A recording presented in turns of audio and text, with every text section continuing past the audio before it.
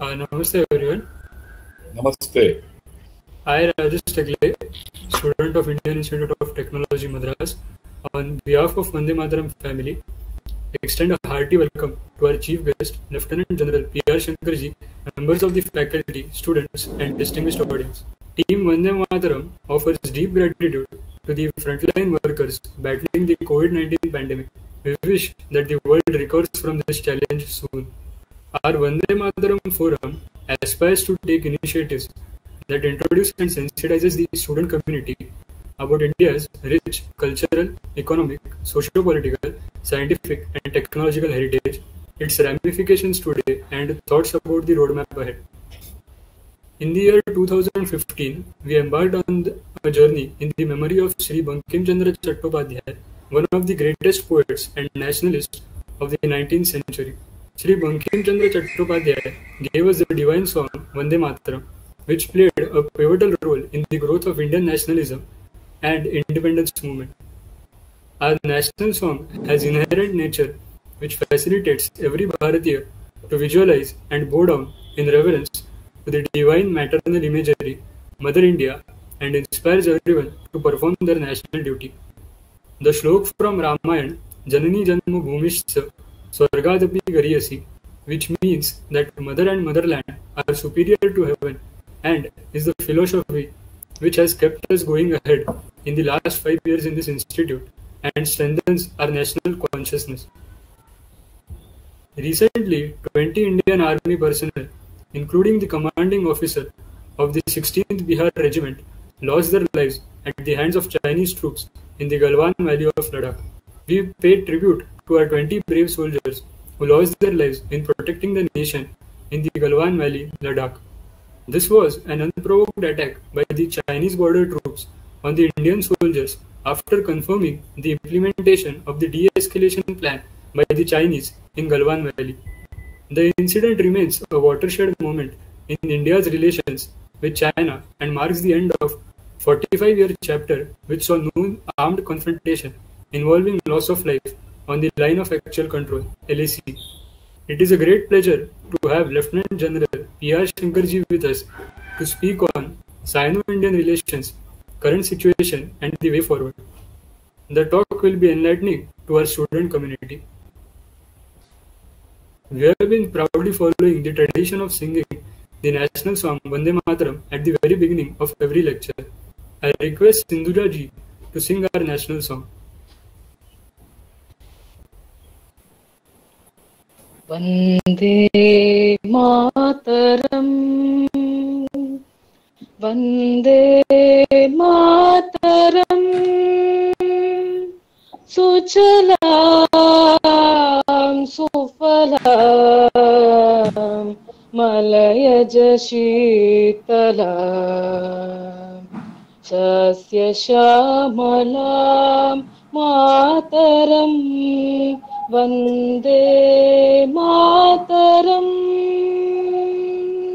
Shubhra Jyotsna Pulakitayamini, Pullakusumita Drumadala Shobhini, Suhasini Sumadhura Bhashini,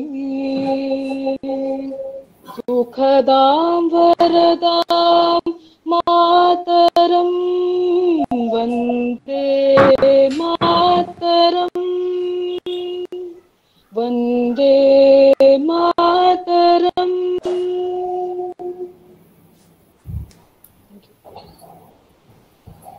Thank you, Sindhuja ji.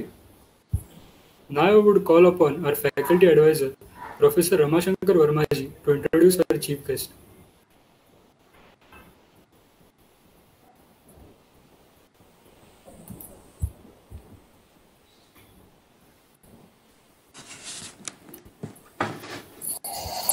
Sir, your mic is mute.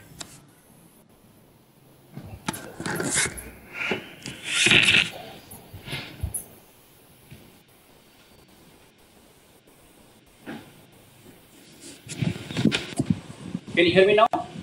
Yeah. Yes, sir. First of all, I would like to thank Lieutenant General P.R. Shankar for accepting our invitation on behalf of Vande Mataram. I, as advisor of Vande Mataram faculty, advisor at IIT Madras, welcome you. And thank you for this occasion with pandemic that you agreed to share your views. First of all, I would like to say that Vande Mataram in 6th year, not 5th year. I think there was some million has spelled 5 years, but it was 6 years now that we have been doing this program, and we invite all sort of the people. Now with the YouTube channel, I think we can share all these views, not only the IIT students, but also other part of the people around the globe actually. And you know that the China has invaded, is doing a lot of scrimmage in the border area. I think this is the right time that we have invited you, sir, for giving your thought along with that. Let me spell about his brief biography. He is basically retired Director General of Artillery. He is an alumni of National Defence Academy, Khadagwasla, Defence Service Staff College, Wellington, Army War College, Mehu, Naval Postgraduate School, and Montreal and the National Defence College, New Delhi. He has held many important command, staff, and instructional appointment in the Army. He has a vast operation experience, having served in all kinds of terrain and operation situations which have confronted the Indian Army in the past.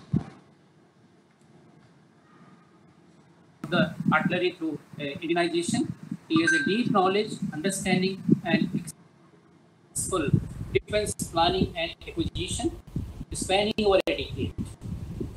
Major 155mm gun project like the Dhanush, the M777 ULH and K9 Vajra, rocket and missile projects related to Pinaka, BrahMos, and the Grand M21 surveillance project like Swati WLR, and few ammunition projects came to function due to his relentless effort. General Officer is now the Professor of Practice and Department of Aerospace Engineering, IIT Madras, Chennai. He is actually involved in applied research. Now I will request Professor Shankar. Now he is my colleague at IIT Madras. So I invite him to give a talk. Thanks a lot, Professor Verma, and thanks a lot, Rajesh, for that nice introduction. At the outset, good evening to all of you who are this event live, and my best wishes at the outset itself to the Vande Mataram team. I think this is a great initiative on your part to get everyone to know what's happening on our borders, right? So that everything is in the right perspective. What I'll do is now I'll upload my slides, and we'll go with the slides. You'll see less of me and more of action.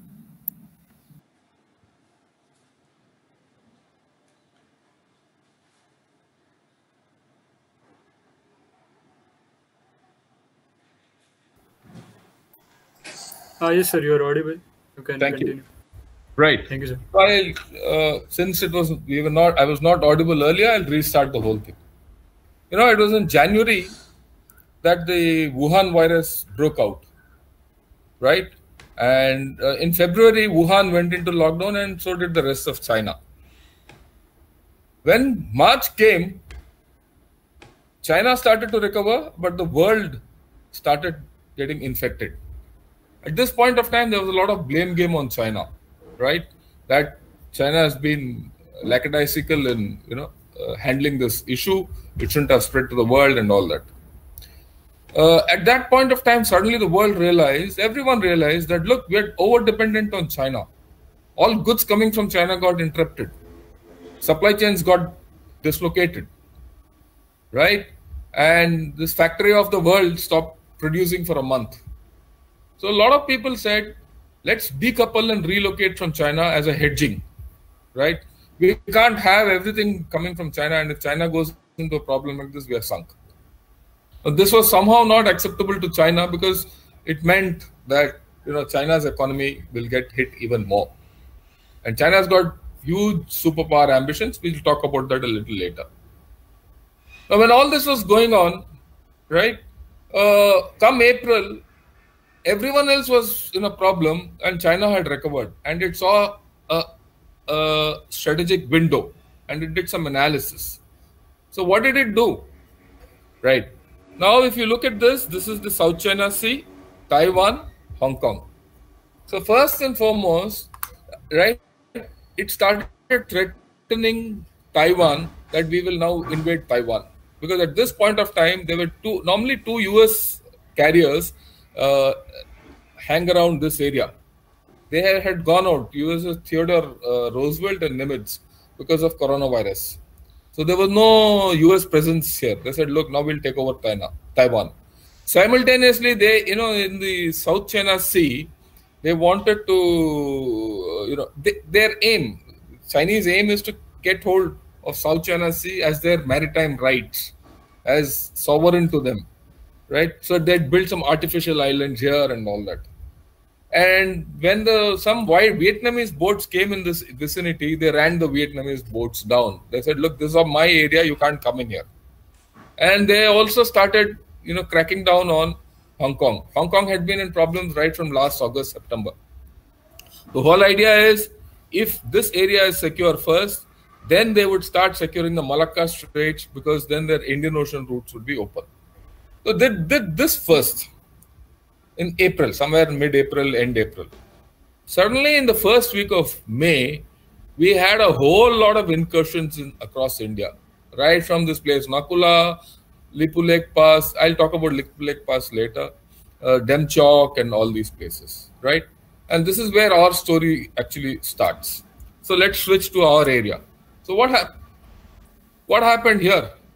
You had, in the first week, 5th, 6th May, you had an incursion around Nakula. Around the same time, the Nepalese, at the Chinese instigation, started claiming this area of Lipu Lake Pass as their own. There's one place called Limpudara. Limpudara is a tributary of the Kali Nadi, which defines the border between Nepal and Uttarakhand. They said this area is ours and Lipu Lake Pass is ours. So they started making noise here. Then suddenly the Chinese appeared at this place called Demchok, Fingers, Galwan, Dibyo. These all you would have heard by now. Okay. Now what I would like to highlight is, you see this road. This is the road from Lhasa to Kashgar. Okay. And this is called the Western Highway. It is an arterial road for Tibet. And it, along this road as the spine, they started making these offensives into India. Simultaneously in this area, this is Jammu and Kashmir, right? In the Kashmir Valley, Pakistan did some terrorist action and all. So there was a lot of action in the first week of May. Now everyone's forgotten that. So there was something here by Nepal, something by Pakistan, a whole lot. Okay. Now the logical question is, why has China done what it is? Because, ultimately everyone does everything with a reason, right? And we have to get that reason right first. I thought about it a long time. And it took me about a couple of months to come to some idea as to why China has done what it has done. Okay, now we'll we'll digress from this a bit and go somewhere else. And we'll get back to this and you'll see the logic of why China is doing what it is doing. You see, this story goes back to 1978 when the one-child policy came in. So at that time, everyone in China had to produce only one child. Today in 2020, if there's a child, he's got a couple of parents, his father and mother, who have got their grandfathers on both sides. All these fellows on top are old, right? So this one guy today who enters the workforce has to support 6 people. This is called the 4-to-1 phenomenon, which is happening in China. So what is happening is, you are having a young China has to support an old China. Okay, does it end here? If you see the population by age groups, this is what it is. This is the UN data. If you look at it, this is the population of the 25 to 64 age group. This is the working group. It has peaked. Hereafter, it is going to go down. The new births, 0 to 14 is going to go down. 15 to 24 is also going down. Why? All because of that single, one-child policy. And there is also female infanticide in China. Don't think it is only something elsewhere. As a result, there are not enough girls there, and birth rates are falling. Right? That's why they're taking a woman from Pakistan all the way to that place. Simultaneously, all those people, old people, are going up. Now, as China grows older, right, as we grow, you will see that this working population is coming down, the dependent population is going up. And China is at its peak today. Very interesting. If you look at this is the dependency ratio. The blue is the new children. Okay. The childbirth, everything has plateaued out. So you will have about 20% to 25% children who are dependent on their parents. Now the old age dependency, that age over 65, it is here. Today it is here. 2020 we are somewhere here. Suddenly after 2030 there's going to be a spike and it will take off. Which means 20% here and 40% here, 60% are going to be dependent on the other 40%. That's a problem. Deng Xiaoping at one point of time, said China should become a superpower by 2050. When Xi Jinping came, he said, I want to make this a superpower by 2030. We are in 2020 now here. There's a reason. After this will go out of control. It's long predicted that China will get old before it becomes rich. By preponing this date for becoming a superpower or the China dream, they didn't say it as China superpower. Xi Jinping calls it as the China dream. He says they are attempting to get rich before getting old. There's a race against time. This is something which is very important. Which are the two countries which have better demographics? It is only India and USA amongst the big economies who have better demographics. That means we will be somewhere here and these taxes will be somewhere here in 10 years. So you will have a young population. The youth dividend will start paying for India and USA as we go along. And that threatens China. This is important. Now, what is this? What are the things which China feels drives their thing to become a superpower?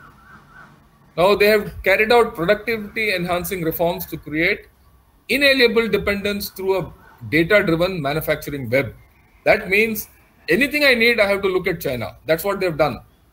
Today, even agarbattis in India, we get from China. Similarly, from all over the countries. They have caught us in this manufacturing web. Okay. Now, there's recently, 2013, they started the BRI, Belt and Road Initiative, and the CPEC, the China-Pakistan Economic Corridor. What do? They debt trap poorer countries. It's a slumlord mentality. They garner money and power from the bottom of the heap, that is poorer countries.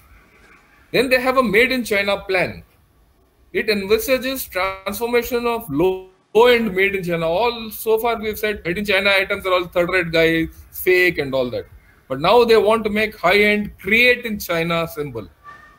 Now Huawei is part of this drive to get to front-end technology and rule the world. And the fourth driver for their superpower is to build a world-class military to protect its interests and sort out rivals. Now, just to give you an idea of the Made in China, these are the 10 sectors: aerospace, defense, AI, the works, cyberspace, high-end items, shipping, right? Where they want to be at the top. Now, in this, the BRI and CPEC and the Made in India China plan has collapsed at this point of time because of the virus. If the first one also collapses, there is a problem. Okay, then the superpower timeline will go for a toss. And if it crosses 2030, they might never become a superpower. That is their problem. Okay, so they cannot afford relocation and decoupling. So I am coming back to that first story.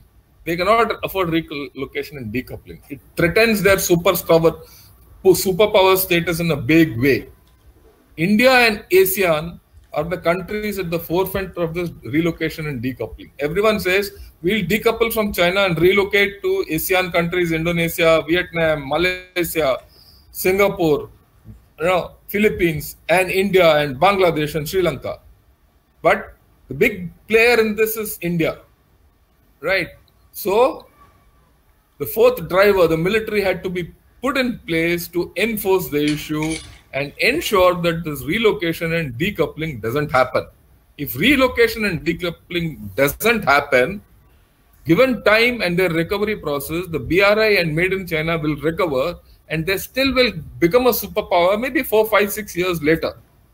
But if they don't do anything now, and this thing, they are in a problem. That is why they decided to get after India. Now, there were a lot of issues with India, right? As it is, we didn't join the RCEP, Regional Economic Cooperation for Economic and Progress. CPEC we didn't join. BRI we didn't join. We abrogated Article 370. We were at the forefront of decoupling. We said Atmanirbhar Abhiyan. Atmanirbhar Abhiyan, self-sufficiency, we start. It's at the cost of China because maximum goods, the China things will go down. We denied investment in India. We blocked HDFC being taken over, or rather in the Chinese investment into HDFC. The moment the first thing started, we blocked them. Then we were assuming regional dominance. The Chinese were objecting to our border infrastructure improvement. Then this effect of this DSDBA road on CPEC, Tibet and Xinjiang. This I will explain because it's something which you have to understand. Right? They had to show India as the weakest link of the Quad. The Quad is a quadrilateral between, it's a grouping which is emerging with Japan, India, Australia, and USA. And this is directed directly against China, to contain China. Then we started giving tacit support to Taiwan. Then there was a larger message China wanted to give to everyone that we'll sort out India and then you see that's next year, your turn. Our Indo-US ties and Indo-Australian ties were going up. We were vying for regional and global leadership, and that's at China's cost. Then China has a habit of doing creeping assertiveness, which is called salami slicing. Take one small area at a time, not a big war, slowly, one by one. Then they had to do this regional and global signaling that China is still dominant. And last but not the least, they had a domestic audience which they had to tell everyone, look, China is still the greatest. And they had to keep nationalism up. So that is important, all these things, plus what I said, superpower dream, right? They said, let's sort out India and then the rest of the people will come in place. So let us see where we stand.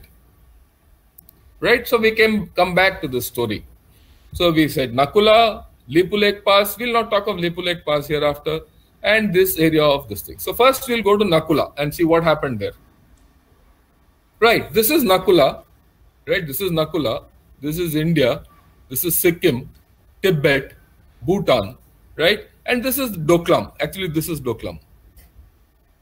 Now, this is called the Chumbi Valley. Okay, this is the other map which you saw earlier. This is Chumbi Valley.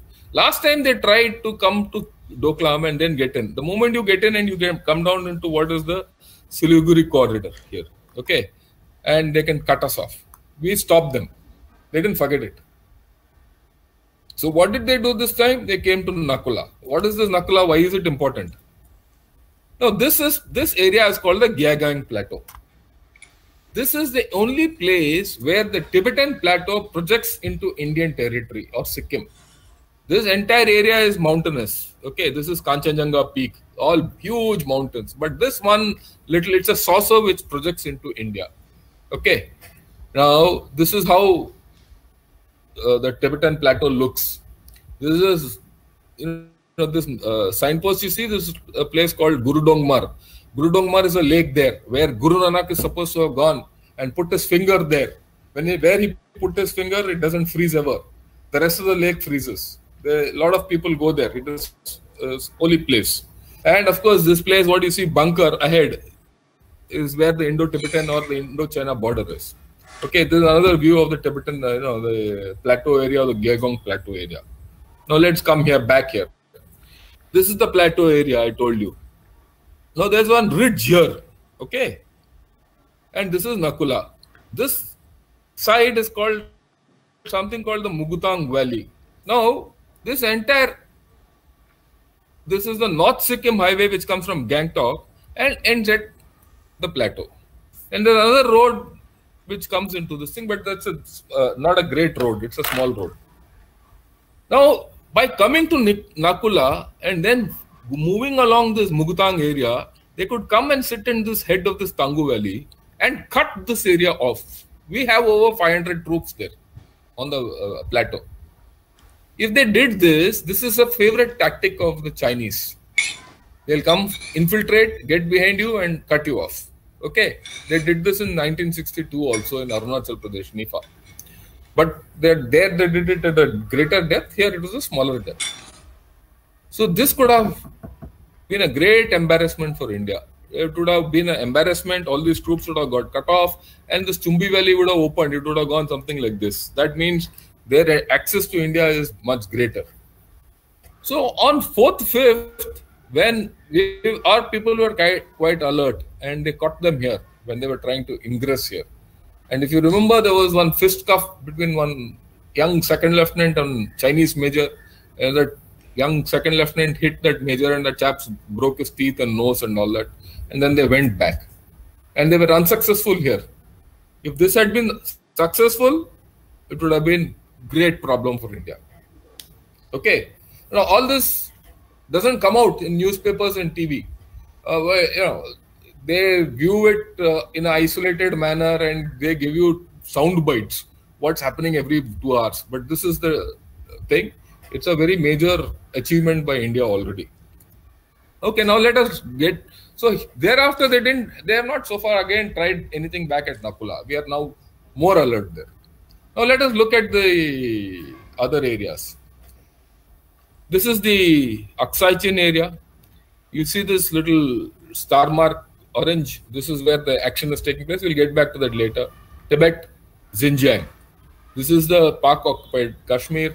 Now this area is critical, this Aksai Chin area. Okay, this is the area of Jammu and Kashmir which we hold. This black little area is the Shaksgam Valley. The Shaksgam Valley is a valley which Pakistan illegally ceded to China.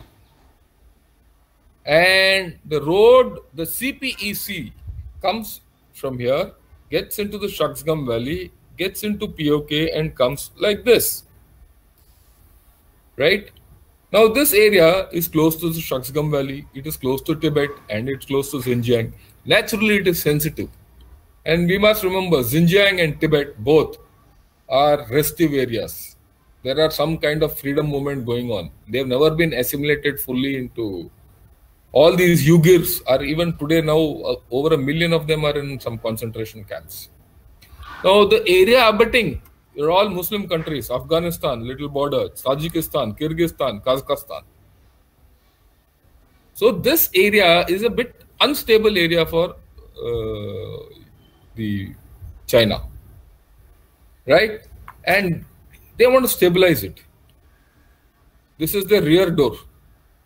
Okay, this is a place where people who live here are alien to mainland Chinese. The mainland Chinese are Han Chinese. Right, now let's go closer. When you look at the same area, this is, this area is not flat as it looks. You have something called the Karakoram Ranges here. And this is the area called the Aksai Chin. Now you have to get an idea of what this area is all about. This is Karakoram, rugged mountains. This is how it looks. It's worse than the Siachen Glacier. I've been there. Temperatures go down to -60. In any case, after -20 to -60 or 70, it doesn't matter how much.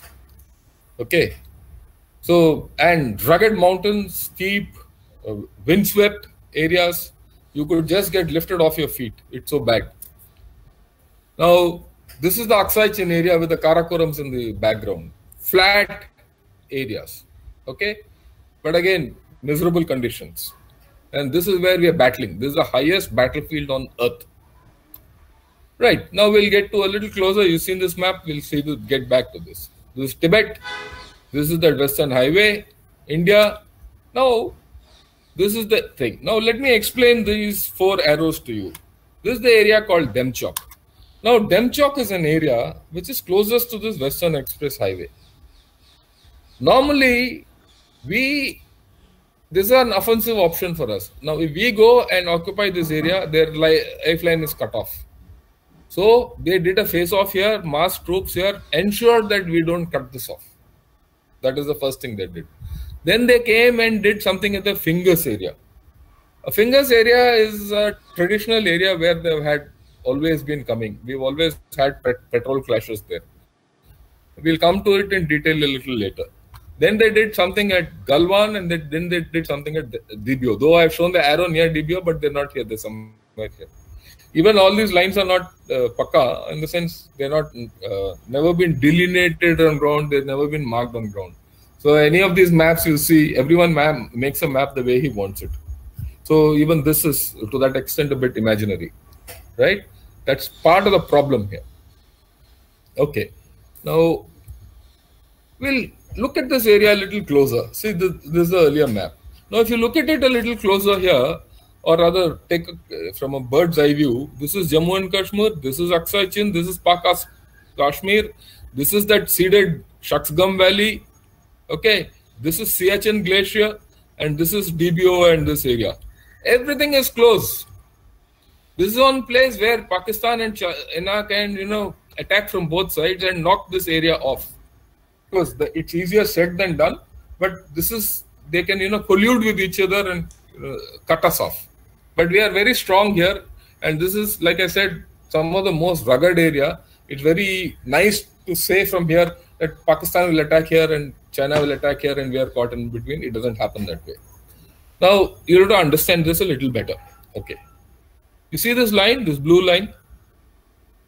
This is the Indus River. The Indus River comes from Mansarovar, enters India at Demchok and flows along Leh and goes into Pakistan. Okay, this is one. This is the Pangong Tso Lake. We'll talk about the Pangong Tso Lake later. Now, this is the Aksai Chin area. If you see the LAC is something like this. Okay, I told you the Karakoram is something like this. Now, this side of the Karakoram, the water flows that side, and this side it will come this way, right?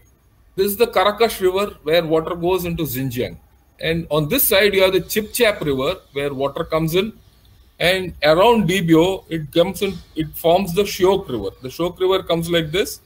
This is Shyok, and turns here, and then flows due north like this and goes into Pakistan, and ultimately joins in this farther down.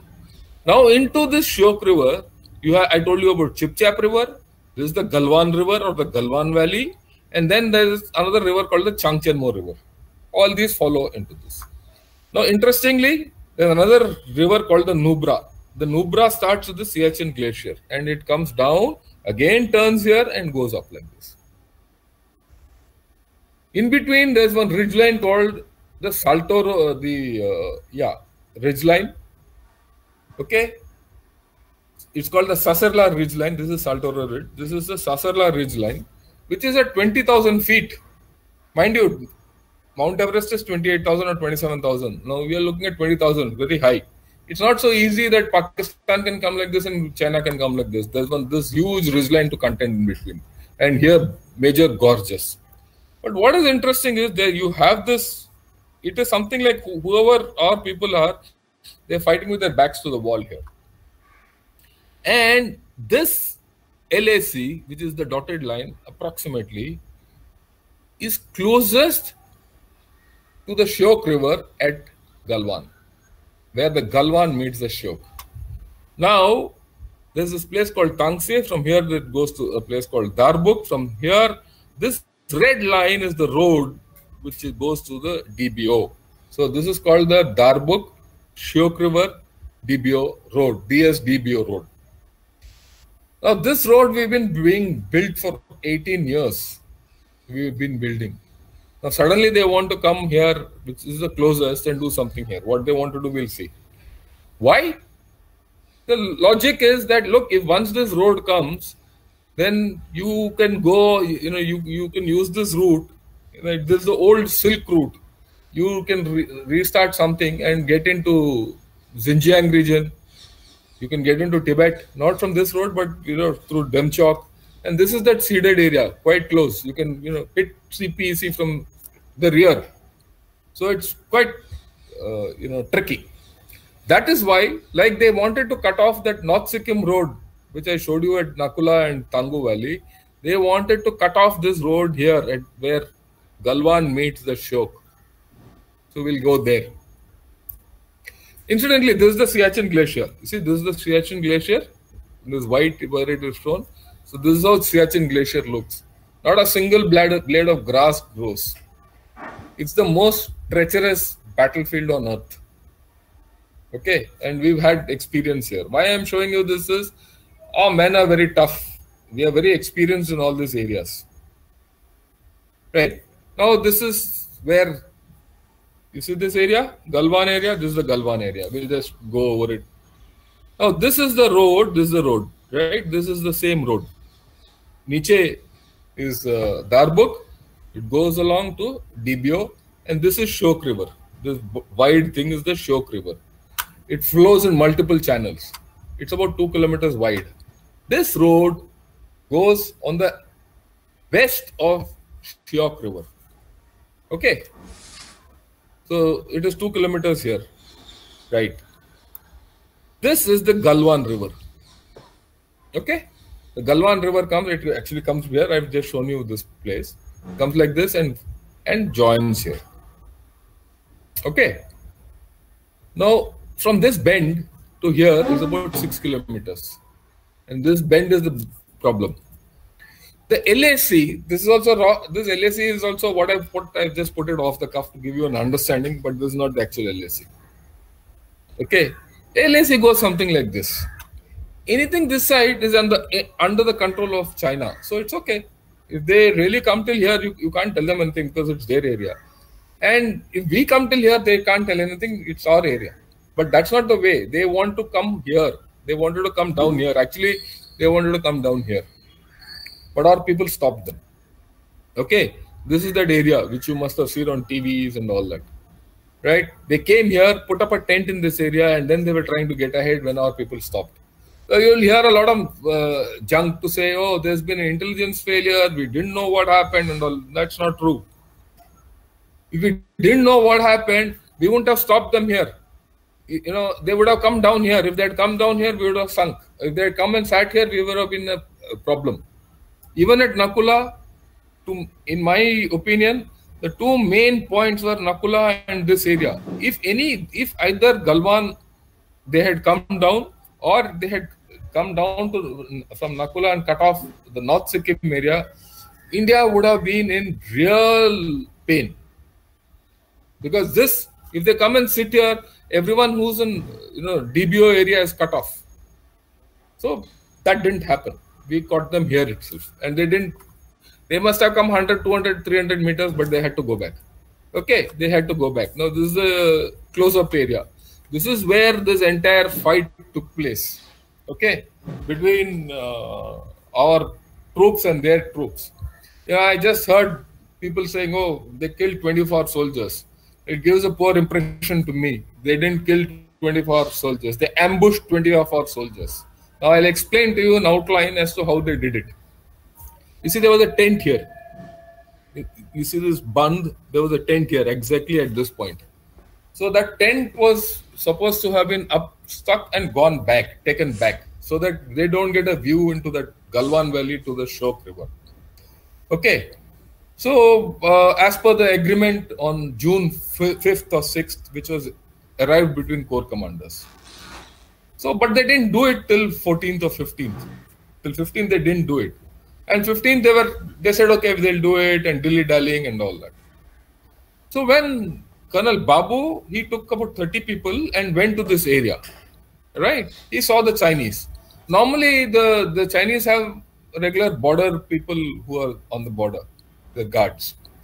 And 16 Bihar and those guards knew each other. So some of those chaps started talking to Babu. And Babu, they said, okay, why don't you come? We'll discuss it out and we're going to go and all that. So Babu went to closer. But behind these 5-6 chaps, there were a whole lot of guys who had come from, who were offensive people. Their plan was to ambush this CEO and 5-6 people, or maybe more of this party. And if they had done that and killed everyone, right?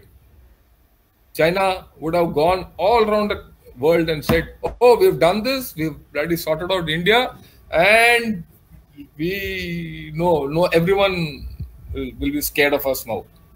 India itself would have been scared of China. But, well, that was not to be. So what happened? So when Colonel Babu and 4-5 others went in, the one guy pushed Babu.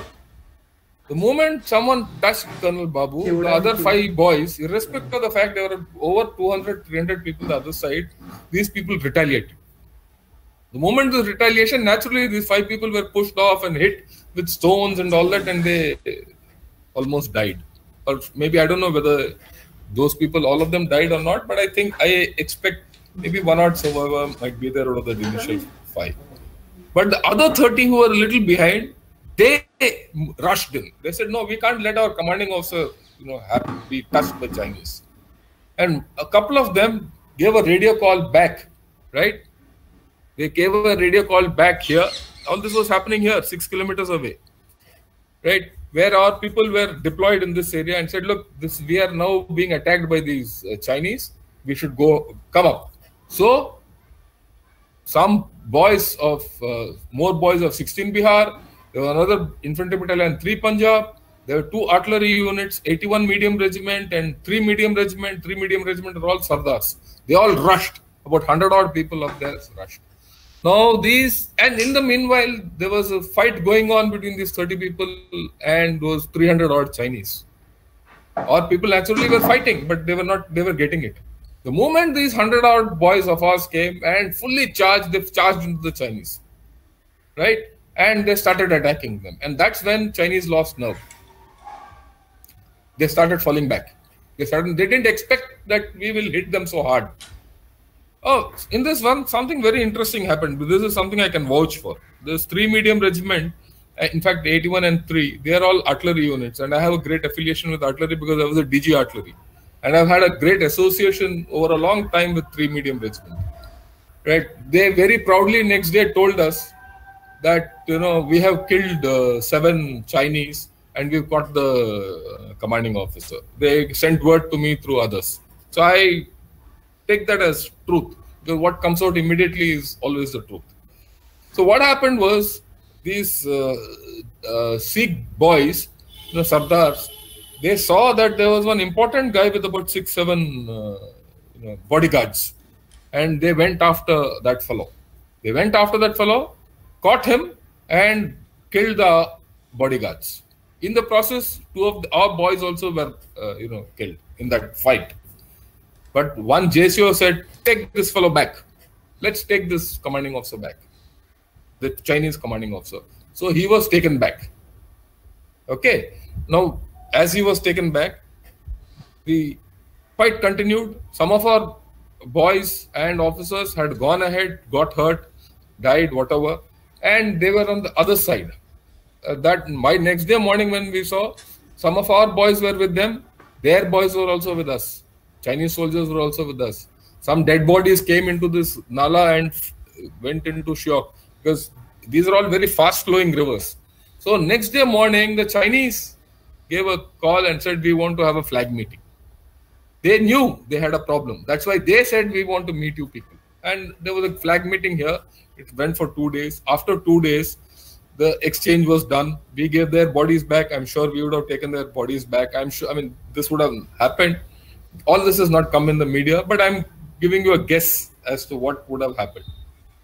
Okay. And we gave that commanding officer, and maybe we would have had more prisoners. We've given them back and we took ours back. And then after that, the disengagement and everything started. This is actually the story of Galwan. I've written 2 articles about it, right? And I would suggest that you people read in my blog, right? A lot of people have read it.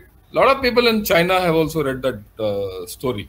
Okay, so have a look at it. It's interesting. Okay, now let's go to the fingers area. Okay, this is the fingers area. This is the Pangongso. This is the Western Highway. Okay, see this area again. We're now getting to this area. Now the Pangongso Lake is about 130 kilometers east-west. This is about 130 kilometers. Okay, 2/3 is in China and 1/3 is in India. This is the approximate line of the LAC. This is drawn by Google. Again, it's not authentic. Nothing is authentic here because even between India and China, nothing is authentic. Except that we patrol up to a point and they patrol up to a point. For some reason, this is one border we've never settled with China. Okay, right? So this area is in India and this area is there. And this is the area of Chushul, which we hold still. And this fingers area is the disputed area. We'll talk about it a little more in detail. Now, this is the Pangongso Lake. If ever you get a chance, please go there. It's one of the best lakes in the world. The kind of blues you'll never see anywhere else. And it's open to tourists. Beautiful. See, this is approximately, this is the south bank of Pangongso, this is the north bank of Pangongso, and this is the area of fingers approximately. Right? Somewhere here would be fingers area. Okay. Just to give you a broad idea. Now, look at this. You know, just again representative, but it will give you an idea. You see, at many places, the fingers drops like this. You see, it cuts into the Pangongso Lake. There's no space. You can't go up on this. You have to come like this, and you know, at places it's just a foot track. And this is where we've had a problem. I'll explain to you. Right. Now, this is the close-up of the Pangongso Lake. Now, this place called Sirijap, it is the Chinese area. If you see, there's a road which comes up to here. It's faintly marked. And from here, there's another white line coming up till here, Okay. This is their Chinese side. Their area finishes here. Okay. But they made a track here long back. And this, if you see this white line here, along the base of this mountains and the Pangongso Lake, there's a road which comes here. It comes, and this is where is our base, Indian base. Between there is no road, but now the Chinese have built a road. I will just come to it. If you see, there are a lot of fingers which come out here. These are the fingers. These are called the 8 fingers. Okay. As per our estimate, the LAC comes along the 8th finger. As per their contention, the LAC along the 4th finger. Okay. Traditionally, their people used to come till here, and we have been going till here. It is only now that what they happened was they came till here on 4th, 5th, when other areas were also being, there was a problem. There was a problem here also on 4th, 5th of May. There was a confrontation in the face-off. When that face-off took place, after that face-off, we got back and they got back also. And next day, again, they were back here. Now, why did this happen? They're sitting here today on finger 4. Why did this happen? They have a road here. Unfortunately for us, the road from here comes, and from here to here, it is a sheer cliff. At any one given point, only one man can walk on it. It's a kacha track. So when they came and occupied here in full strength with vehicles, we couldn't reach there. That because of this terrain disadvantage, we have, I wouldn't say lost, they are sitting here. Otherwise, we would have pushed them back. We couldn't go there in strength. Like in Galwan, we went and knocked them back. In other places, we've knocked them back. Nakula, we've knocked them back. Even in Demchok, we pushed them. They have not come forward. They have not been allowed to come forward. Even here, initially, we pushed them back. But they did a second incursion, and they're sitting here. Right. Now, what is the current status? Current status on China has built some defenses in the disputed area. Where, what am I talking of? Right, it is here in finger 4. In the other places, there's not much, not something great. In this area of DBO, they're quite back. There's a place called Depsang where people say that some incursion has taken place, but how much incursion has taken place or not taken place, or have we also gone across, it's not very clear. The newspapers have also not very clear, so I'll not hazard a guess there. where we know very clearly that Galwan, they've gone back, or some disengagement has taken place. Demchok, there's no change in the status quo. It is only here that some status quo has changed. Instead of being here, they have come and sat here. So about 4 to 5 kilometers. There are issues, right? But they have expanded their claim over the entire Galwan valley till where the Shok and the Galwan reaches. But they're behind still. Both their armies are mobilized. We have to find leverages to get just Chinese to go back, whether it is political, geopolitical, military, or economic. We have a lot of leverages. And this whole story is not played out. And this is going to take time. Okay, we'll talk about this a little later. Now, there are talks on for disengagement. Already 3 to 4 rounds have taken place at the Lieutenant General level. Some disengagement has taken place. It's all creeping. Now that they've come, you have to understand, China has done all this great bloody incursion, attack and all. What have they got finally? Only that little piece at Pangong Tso Lake, which has got no worth, right? But they can't go back. They lose their face. Their two main aims at Galwan and at Nakula have been defeated. This is something which had, our TV channels and all don't talk. They only look at Pangong Tso, this, that, and all that, right? And what will they do with those 4 kilometers of Pangong Tso? They'll eventually have to go back because one summer comes, winter comes, they're going to have difficulty there. But having said that, the situation is still unstable. It's not easy. Now you have to look at it in the larger sense. What has happened? USA has 3 carrier groups here, aircraft carriers. China has got one proper aircraft carrier and one which is not yet operational. Plus, Taiwan has got a lot of forces. So with Taiwan forces, USA 3 air carrier groups, China is bottled here. They are not able to come out of South China Sea. A lot of talk is there, but they are not able to come out. And as a result, today, Philippines, Vietnam, Indonesia, all these chaps are saying, whatever your claims are in the South China Sea, it is illegal. We will contend it. So they're bottled up, they're stuck. And USA has moved additional troops in this area. So naturally, their army is also gravitated here, and they've created a front here. In fact, as of today, this area is, more hot. This area is cold. Now here they've done this. A lot of army is stuck here. They are in a two-front situation. They have to face us, and they have to face here. If something goes bad here, they can't take troops and get back here.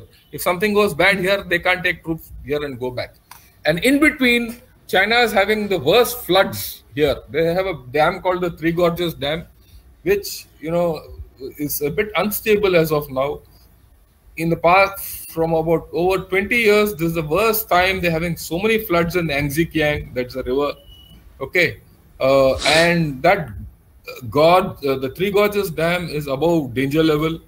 Wuhan is flooded. The whole area is this thing, and that dam has got deformed. Now, if the dam goes, they are in big trouble because they're going to have a lot of issues, right? Plus, the virus has not run away. It is there in China. While they don't tell how affected they are, the moment there are 10 cases, they shut down. Whether you have 10 cases or 1,000 cases, if your economy is shut down, your economy is shut down. Okay. Whereas if you look at even our country, we might have so many cases. Today, our cases are more than 10 lakhs. But equally, more than 6 lakhs people have come out. For some reason, this virus is not affecting India as much as China. There's a reason. We are very highly inoculated people, right? We are quite immune to many of these viruses and infectious diseases. Whereas China never had. During their, when Mao was there, he discontinued all inoculation and vaccination in China. As a result, if it catches them, it's going to catch them very badly. Apart from this virus, they have a problem of swine flu also, which is also a pandemic which is there. The news doesn't come out of China. It comes out in trickles. Also, in the area of Inner Mongolia, which is in this area, that is northern China, there are cases of bubonic plague. Now, bubonic plague is a very severe disease. Okay. Earlier, cities used to get wiped out because of plague. And China is one of the few places today where bubonic plague has come out. It's on current. So they're having problems internally here.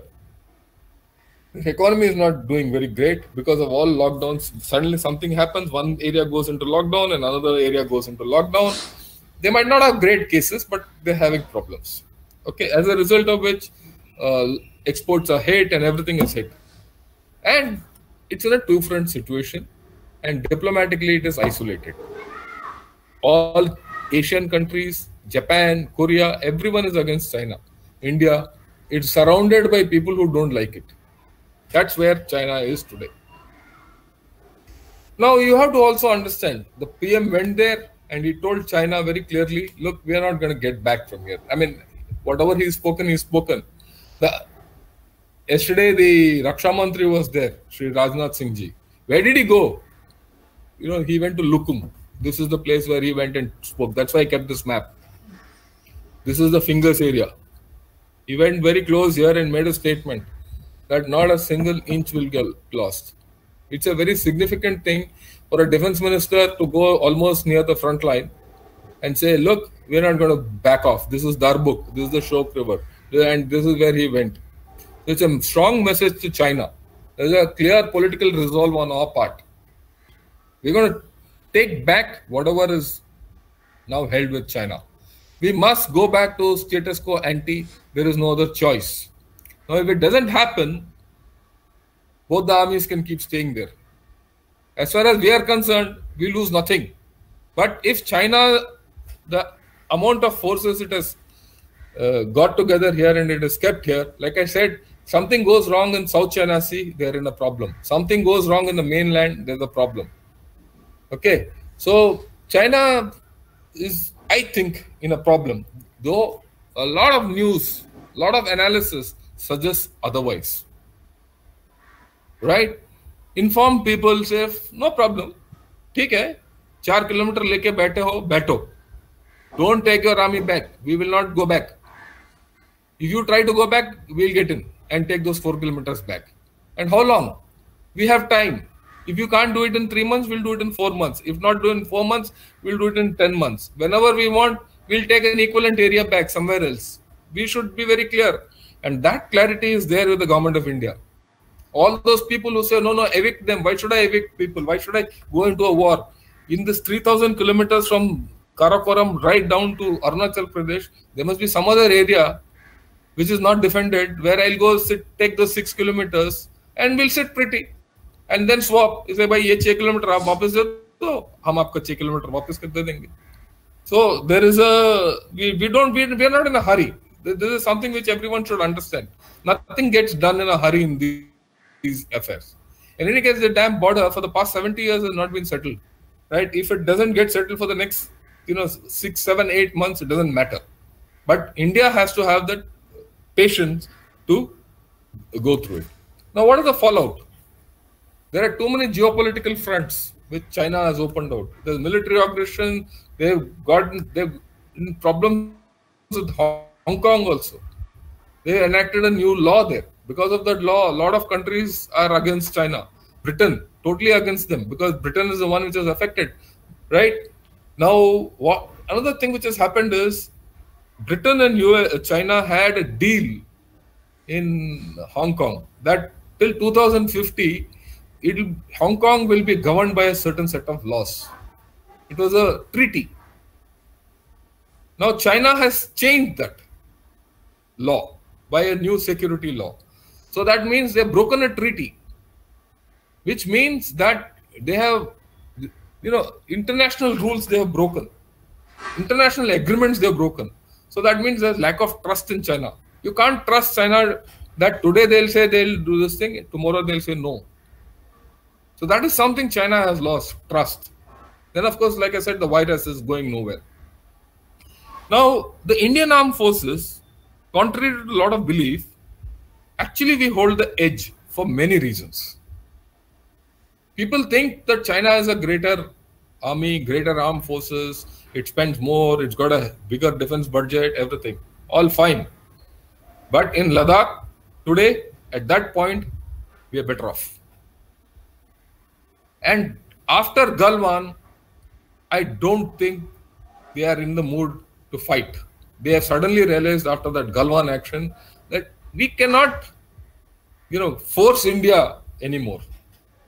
And what I want to put across something else. When the RM went there, the Raksha Mantri went there and spoke at Lukung, India also carried out a demonstration of a airdrop and a combined attack. Just next to the LAC. It's in WhatsApp. Those of you who are interested, I'll get back. I'll give it to one of the Vande Mataram team boys. There's a thing where we are doing, diving, this thing from Globemaster. If you see that, it is awesome.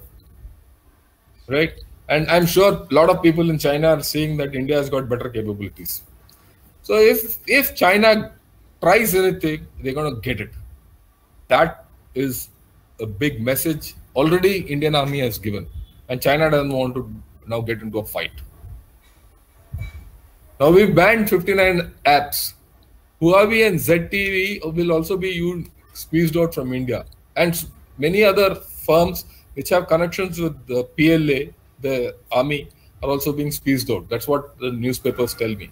USA and UK have already thrown out Huawei. Now Chinese firms are being delisted from US stock markets. And many other actions are being taken. Now market reputations count. If all this go and the valuations are hit, all the stock values go down, it's a loss. It will only spread. It's like virus. It's its own virus. Now, very surprisingly, in the past 3 months, because of whatever China has done, earlier the balance of trade, adverse balance of trade the peak was at about $84 billion. In January, it was about $62 billion. Today, it's somewhere in the region of $44 to $50 billion. Already that balance of trade is reduced. So, the longer China holds on to that Pangong Tso Lake, they're going to lose faster. They have to decide at some stage, look, is this 5 kilometers of Banjar Zameen worth this 12 to 15 to 20 billion dollars and more? India has become the underdog here. Okay, that's good. Okay, in one sense, that no one expects anything from us. But China, if you even have a stalemate with China, China loses and India wins. Now, it is after this action at Galwan that Indonesia, Philippines, and Vietnam have started showing 2 fingers to China. It's happening. Okay. But you will find that China is manipulating a lot of news and talking big, but it's talking big. On ground, things are different. You look at Chinese economic indices, everything is down. Imports down, exports down, consumption weak, BRI in trouble. Now they have military expenditure on both fronts. Jobs are going scarce. I mean, can you imagine a graduate who's recently employed, or rather who's graduated, if he's blogging, even if he's blogging, okay, he's considered employed. If he's gaming, he's considered employed in China. That is the status of jobs. So they're in a bad shape. Okay, don't believe otherwise. And personally, I feel even against India, they've had too many objectives that were attempted. They failed in Ladakh, like I said. Galwan is with us. Nakula is with us. Indian infrastructure is intact. Our road is open. Our development is going to be tripled. Okay. All their enforcement actions are having opposite effects. Whatever they wanted to do with us, total ulta ho raha hai. India by itself has many options. I'll not get into it, but I'll show you some after this. Like I said, Galwan ambush has made India the underdog and everyone is rooting for India now. World opinion, trust, image is on our side. Any further confrontation with India, which means that the Indo-US relationship will become closer. Now just imagine, go back to what I've said. The two demographics, 2 countries with 2 big economies with better demographics than China are India and USA. If India and USA get together, China in the long run will have a problem. So far, we have not gone towards USA. But I don't see us now, there's no more scope left. Earlier we thought we'll mend fences with China, but I think that's gone now. Right. India and US have discovered a strategic partnership paradigm where China can be forced into an adverse two-front worst case option. In fact, what is being played out now is the worst case for China. And China has been foolish enough to get into such a worst case option. Now we know how to handle China. Yeah, one has to look at these things in a slightly larger dimension. It's just not that 20 people are getting killed and all that nonsense. Think big. Before this, we were looking at one China policy. Now that's dead. That's gone. Right? Okay. What is the way forward? The way forward, as far as I'm concerned, India must realize its potential. All of you Indians who are listening to this and seeing me, important. We need to have internal strength. We need to develop our armed forces better than what they are. We have to leverage our markets. We have huge markets. China is leveraging their markets. They've threatened Australia. They've threatened so many people. Why can't we? We must. This one China policy, we should dump. We should start supporting Tibet, Xinjiang, Hong Kong, Taiwan, South China Sea, and trouble China. If China can come and trouble us in Ladakh, they're also trying through Nepal, they're trying through Bhutan, they're trying through Pakistan, why shouldn't we do what? Just give it back to them. So far we have not done it, but I suppose again, there's no choice now.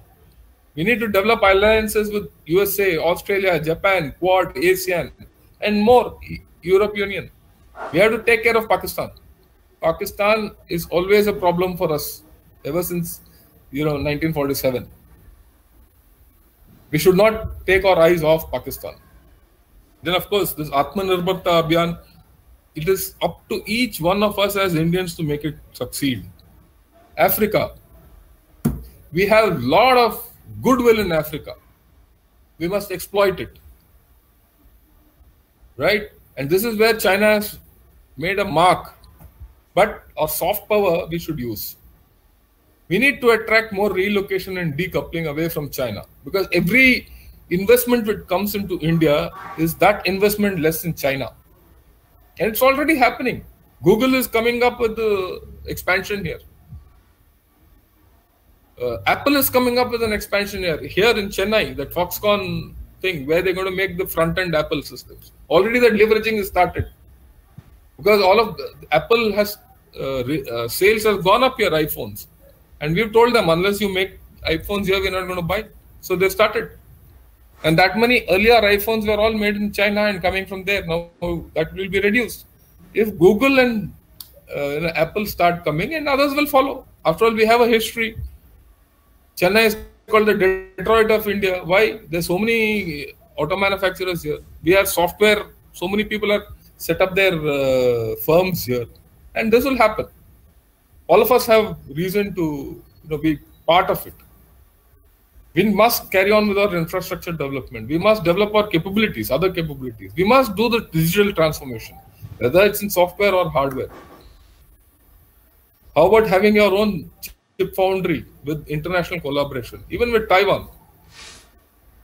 We need to reduce Chinese sourcing through our MSMEs or whatever you want to do. Contribute to something new we have to start called civil-military fusion. This is where China has done a lot. We need to do diplomatic outreach through exports. And at every level, at individual level, let's avoid Chinese. That if you can buy one item less of Chinese, that is $1 less to, or 1 yuan less or 1 rupee less to China. And 1 rupee or dollar or whatever, more to our own people. Let our economy go up and theirs go down. That's an individual thing which all of us must do. Just to give you an idea, I never bought anything Chinese on my own, unless it is something made in, it is a Sony thing which is made in China. That's a different story. We don't have a choice. But all these items which otherwise we have to do, avoid. Right? Now, this is what I've had to say. Thank you, sir. I express the sincerest gratitude to Lieutenant General P.R. Shankarji for this wonderful talk. We are grateful to you for coming to our platform and connecting with us live. I thank our professors, IIT Madras administration, our student volunteers, and alumni of IIT Madras family for unconditional love and support that you have been giving us for the last 6 years. Now I request Sindhuja ji to conclude this session with the national anthem.